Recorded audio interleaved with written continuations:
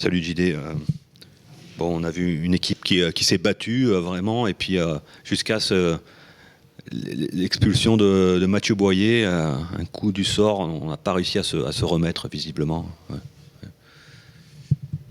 Oui, je pense que, bon, en tout cas, sur ce que j'ai vu sur ce match et le match d'avant, on a de quoi, en gardant la tête froide, être dans les matchs, se donner la possibilité de gagner, mais les deux fois, en deuxième mi-temps, on perd la lucidité.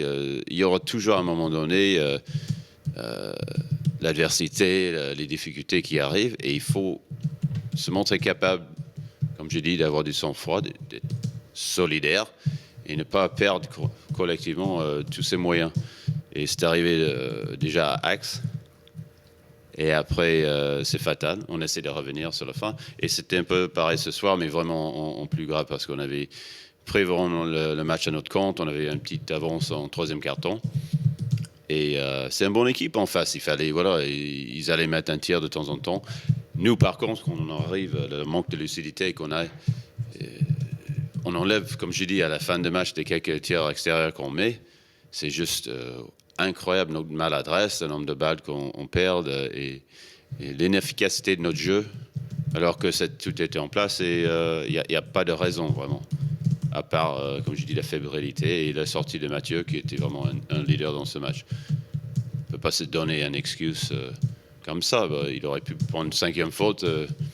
L'action suivante, la situation aurait été pareille. Donc, sans Mathieu, on a des éléments, on a des joueurs qui devraient monter leur niveau, et ce n'était pas le cas. Donc, je suis voilà, concerné surtout par le mental de notre collectif.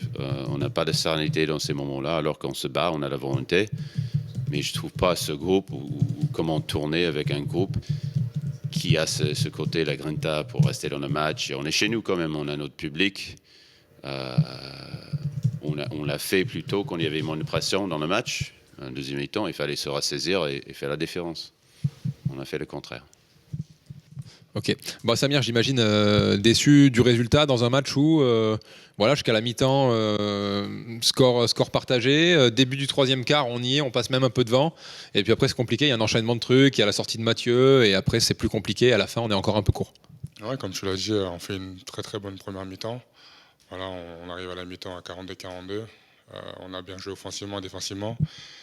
Et voilà, je pense que sur la seconde mi-temps, on a manqué de régularité offensivement et défensivement. Ils ont eu beaucoup de lay-up tout seuls. Donc ce qui fait que voilà, quand tu as des lay-up tout seul, c'est 100%. Et je pense qu'on a eu des difficultés sur ça, sur les arrêtés sur le pick and roll.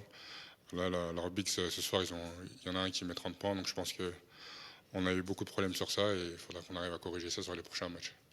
Qu'est-ce qui fait que selon toi, là, sur les dernières sorties à domicile, c'est compliqué défensivement, où à chaque fois l'adversaire marque beaucoup de points, donc forcément pour nous c'est compliqué de gagner, parce que si l'adversaire voilà, marque à chaque fois autour de 90, c'est compliqué. Nous, à part dans un soir d'adresse de folie, qu'est-ce qui fait qu'à domicile, selon toi, on n'arrive pas à tenir un petit peu l'adversaire un petit peu moins haut là, au niveau du scoring?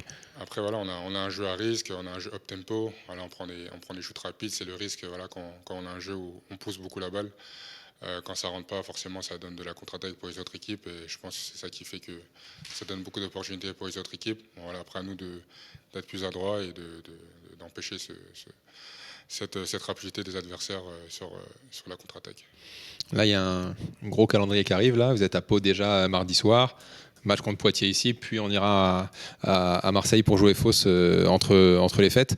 Voilà, comment tu vois toi avec l'arrivée de JD depuis quelques jours? Sur quoi là il met l'accent pour ces derniers matchs de l'année 2023 là?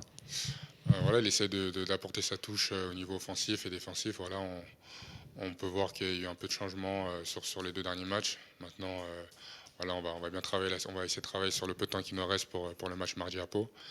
Et puis voilà, donc il commence à bien mettre son empreinte sur l'équipe et je pense que tôt ou tard ça va payer. Merci Samir.